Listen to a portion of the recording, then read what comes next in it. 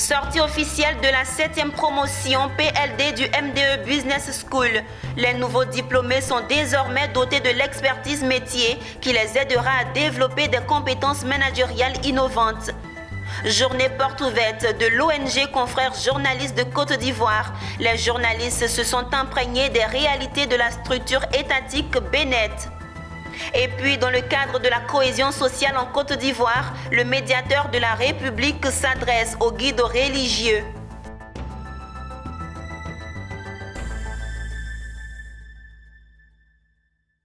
Madame, Monsieur, heureuse de vous retrouver pour cet important rendez-vous de l'actualité sur Business 24 Africa.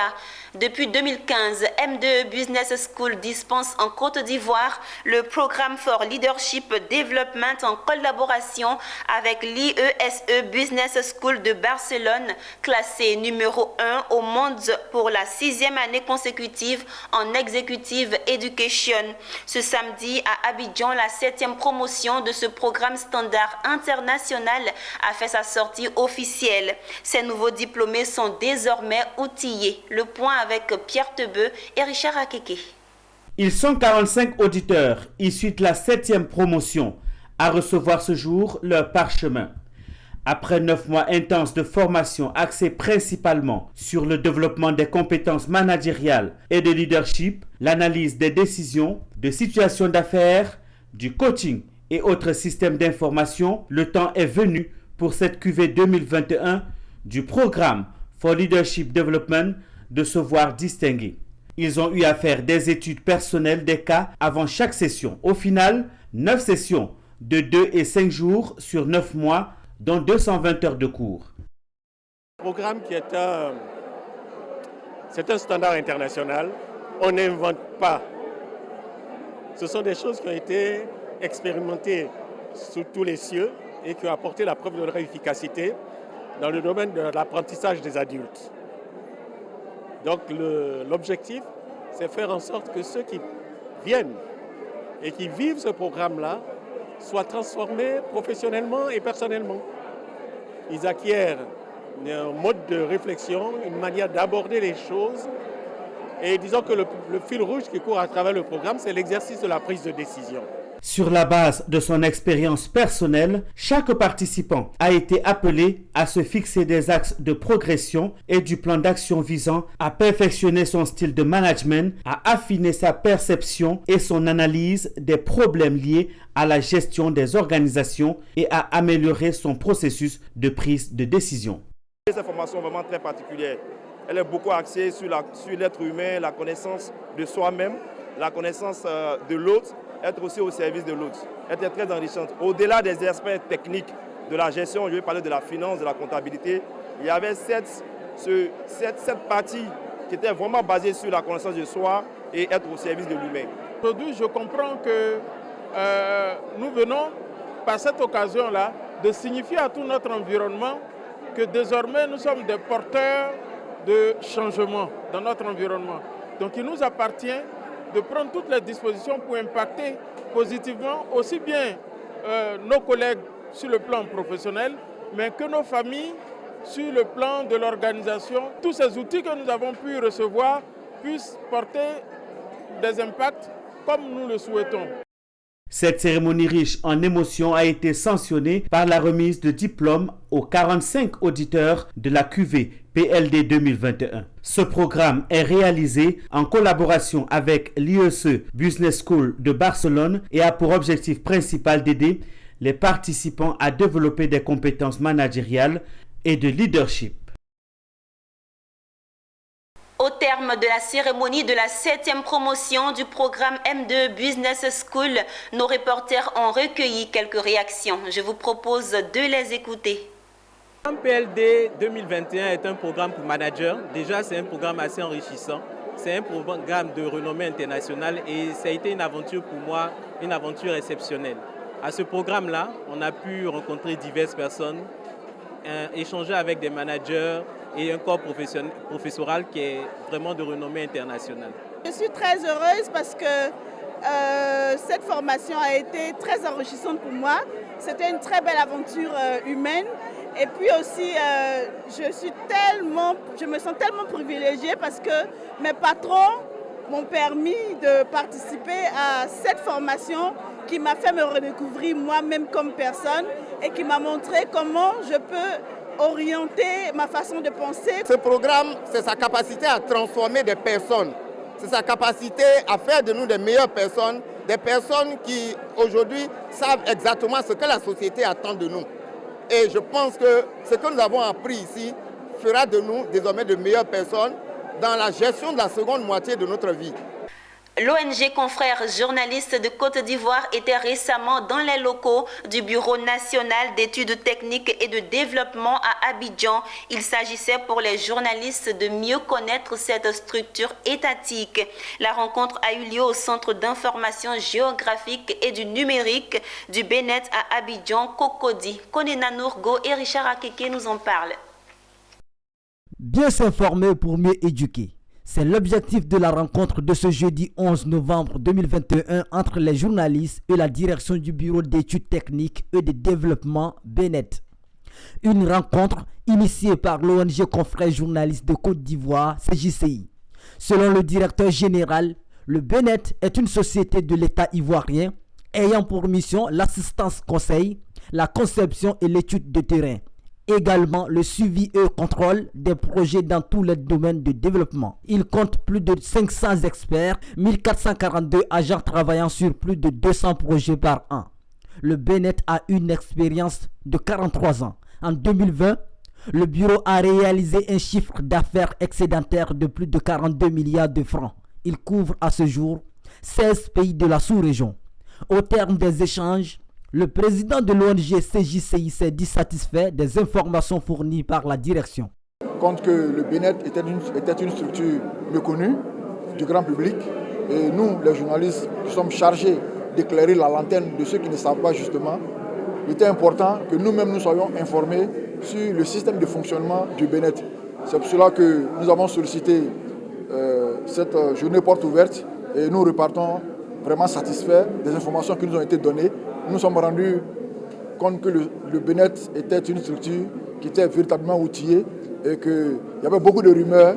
Il fallait que ces rumeurs soient dissipées. Nous savons exactement à partir d'aujourd'hui ce que fait le Bénet.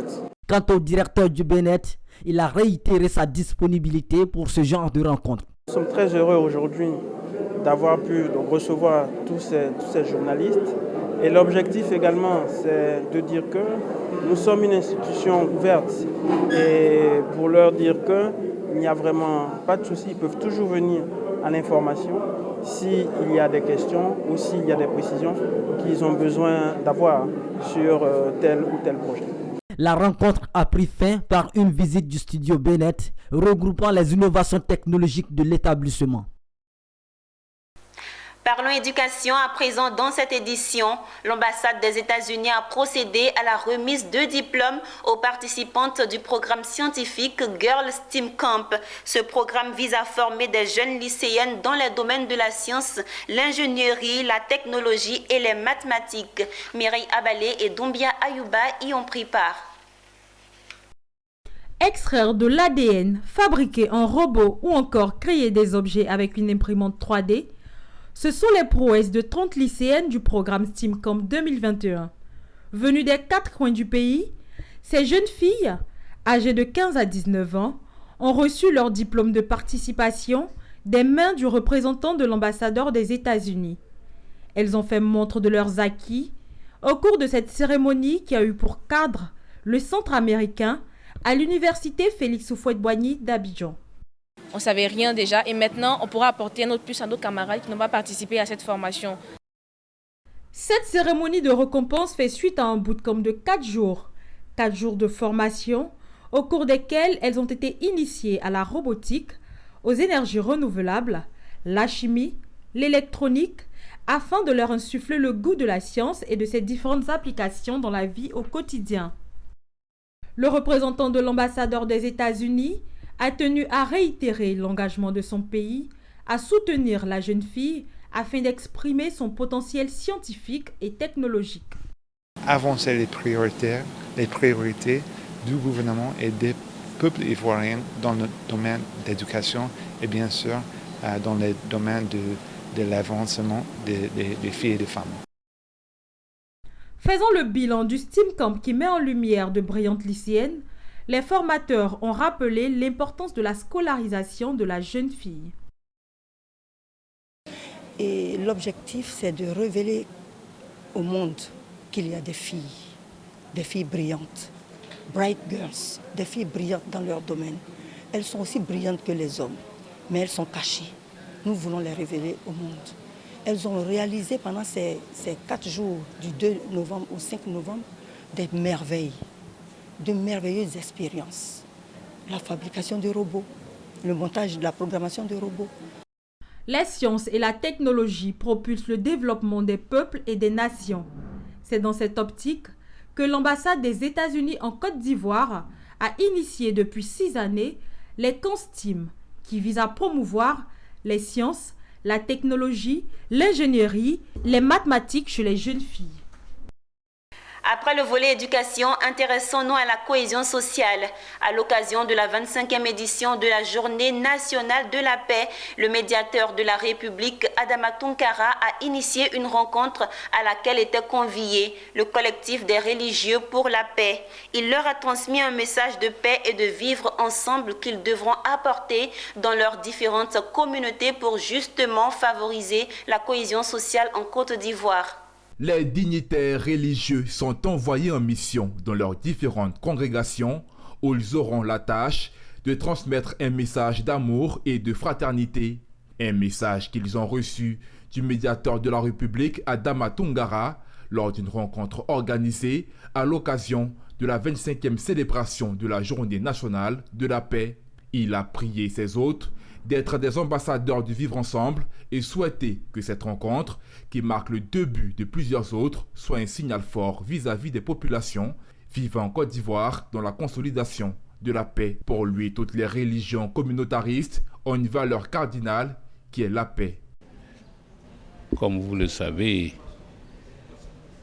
toutes les religions monothéistes ont une valeur cardinale dont a parlé tout à l'heure l'abbé Batunou, qui est la paix. Je dis que dans la Bible, le mot paix est cité 374 fois. L'islam, c'est la paix, et la paix, c'est l'islam. Il était tout à fait normal alors que les religieux et nous qui travaillons à la construction de la paix se rencontrent à l'occasion de cette célébration de la 25e journée de la paix pour échanger, déjeuner ensemble et recevoir d'eux aussi leurs prières pour que la Côte d'Ivoire soit en paix. Les guides religieux ont manifesté leur adhésion dans cette cause et se sont engagés à soutenir le médiateur dans sa tâche qui est la promotion de la paix. La paix est une denrée importante partagée entre tous, c'est notre aspiration à tous. C'est donc pour soutenir le médiateur et toute son équipe et leur signifier également notre disponibilité à accompagner ce processus et avec toutes nos prières que la paix règne en Côte d'Ivoire, que la Côte d'Ivoire pour des centaines d'années soit en paix. La Côte d'Ivoire a besoin de beaucoup de paix, d'amour et de fraternité. Raison pour laquelle nous sommes venus soutenir le médiateur afin de l'aider dans sa tâche, dans sa mission. Depuis sa prise de fonction, Adama Tounkara, médiateur de la République, a voulu une médiation procréative et dynamique avec pour seul objectif la consolidation de la paix. Notons que la célébration de la 25e édition de la Journée nationale de la paix se déroulera ce 25 novembre à Yamoussoukro autour du thème « La Côte d'Ivoire face aux défis de la cohésion nationale et de la paix ». C'était un reportage commenté par Walter Kofi. Le ministre des Transports Adama Kone était récemment au port autonome de San Pedro pour non seulement une importante séance de travail avec le directeur général Hilaire Lamizana, les acteurs de la communauté portuaire, les opérateurs et les partenaires du port, mais aussi se rendre compte de l'état d'avancement des travaux d'extension des infrastructures portuaires. Mon désir Nascimento nous commente le reportage d'Abel Kwao. Dans la ville balnéaire de San Pedro, le ministre des Transports de Côte d'Ivoire en visite du chantier de l'extension du port. Première satisfaction, les travaux sont avancés à 80%. Une satisfaction qui ne cache pas quelques difficultés liées aux finances et aux fonciers. Si tout se passe bien, d'ici 3 ans, nous devrons pouvoir disposer d'un port autonome de San Pedro qui verra ses capacités opérationnelles multipliées par 10 pour exploiter, opérer jusqu'à 50 millions de tonnes de marchandises ici. Et c'est ce travail qui est en cours, que nous sommes venus évaluer. Je voudrais me réjouir des avancées. Il y a quelques difficultés liées au financement d'un certain nombre d'aspects. Il y a également quelques difficultés liées à des incompréhensions en ce qui concerne donc des questions foncières. Et le Premier ministre m'a demandé de venir ici pour regarder avec Monsieur le ministre, le maire de San Pedro, Monsieur le ministre gouverneur, comment est-ce que nous pouvons travailler pour que les projets se réalisent sans délai. Quant au directeur général du port de San Pedro, il s'est dit très optimiste par rapport au rapport de financement des travaux, car le gouvernement a donné les garanties à travers son ministère de tutelle. D'ici la fin de l'année, normalement, nous devrons rentrer en opération commerciale. C'est-à-dire que cet ouvrage-là devrait être réceptionné d'ici la fin de l'année. Pour les autres projets, toutes les discussions ont été bouclées, toutes les conventions ont été signées. Nous sommes en train simplement, avec l'État de Côte d'Ivoire, notamment la dette publique, de finaliser la convention de financement. À partir de là, tout devrait pouvoir être lancé de façon effective. Il faut rappeler que cette rencontre s'est tenue en présence du ministre-gouverneur Philippe Légré, du premier magistrat de la commune de San Pedro, le ministre Félix Anoblé et des élus locaux. Une réunion de travail entre le ministre des Transports Adama Kone et les responsables du port autonome de San Pedro a été l'autre temps fort de cette visite ministérielle. Dans le cadre de la lutte contre la Covid-19, le Conseil régional du Tchologo a initié un tournoi de Maracana dénommé Festival Maracana Tchologo Covid-19.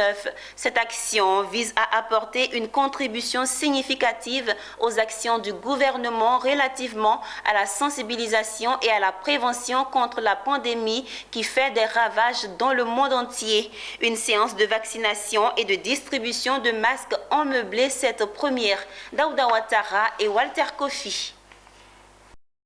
Le football, facteur de cohésion, de rapprochement mais également de rassemblement, le conseil régional du Tchologo présidé par le ministre d'État, ministre de la Défense Téné Birahima Ouattara, l'a bien compris. L'objectif principal de ce festival Maracana Tchologo Covid-19 est de sensibiliser les populations contre la pandémie à coronavirus et les inciter à se faire vacciner. Cette première édition a vu la participation de 8 équipes venues des 3 départements que compte la région du Tchologo, Ferkessédougou, Ouangolodougou et Kong. Pour les organisateurs, le but de cette initiative est de contribuer de façon efficace aux actions du gouvernement relativement à la sensibilisation et au respect des mesures barrières éditées par l'État ivoirien. En ce moment, il y a une phase de vaccination qui est suscitée partout dans le pays par nos gouvernants. C'est nous, à notre niveau, notre petite contribution au niveau du conseil régional avec à sa tête le président Ouattara Téné Birahima, qui est l'un des décideurs du pays en plus. Le sport draine beaucoup de monde. C'est d'abord un facteur de rapprochement, c'est aussi un facteur de cohésion sociale. Et donc nous on s'est dit qu'à travers le sport qui attire beaucoup les jeunes, nous on pouvait justement associer, n'est-ce pas, ces séances de vaccination et de distribution de cash. C'est la mobilisation de ce genre de manifestation qui concourent au rassemblement des jeunes, à leur divertissement et à leur épanouissement. Autre temps fort de ce tournoi, la séance de vaccination gratuite contre la Covid-19, des campagnes de sensibilisation à la vaccination, au port de masques et au respect des mesures barrières. Il faut rappeler que l'esprit fair play a régné comme maître absolu tout au long de cette rencontre. Comme toute compétition, il faut un vainqueur. C'est l'équipe Camafer qui s'est imposée par un score de 2-0. Une coupe, des maillots et des enveloppes ont été offerts aux gagnants. Rendez-vous est pris à l'année prochaine pour la 2e édition. C'est ici que prend fin ce temps d'information sur Business 24 Africa. Merci de nous avoir suivis. À bientôt.